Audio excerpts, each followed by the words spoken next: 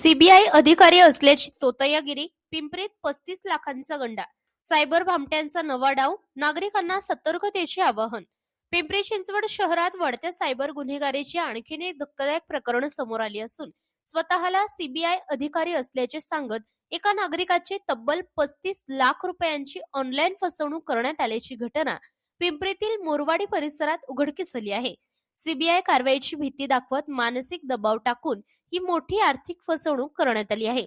मिळालेल्या माहितीनुसार 22 जानेवारी ते 31 जानेवारी 2026 दरम्यान अज्ञात मोबाईल क्रमांकावरून पीडित व्यक्तीला फोन करण्यात आला. फोनवरील व्यक्तीने स्वतःला सीबीआय अधिकारी असल्याचे भासवून तुमच्यावर गुन्हा दाखल होणार असून बँक खात्यांची चौकशी सुरू आहे अशी खोटी माहिती देत भीतीचे वातावरण निर्माण केले. कायद्याच्या कारवाईची भीती वाटल्याने पीडित व्यक्ती घाबरली.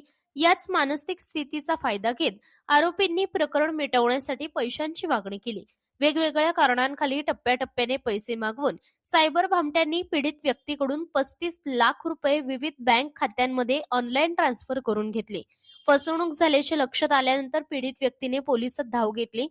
शुक्रवारी 13 फेब्रुवारी रोजी संत तुकाराम नगर पोलीस ठाण्यात अधिकृत तक्रार दाखल करण्यात आली असून पोलिसांनी 3 अज्ञात आरोपींविरोधात गुन्हा नोंदवला आहे. सध्या या प्रकरणाचा तपास वेगाने सुरू आहे.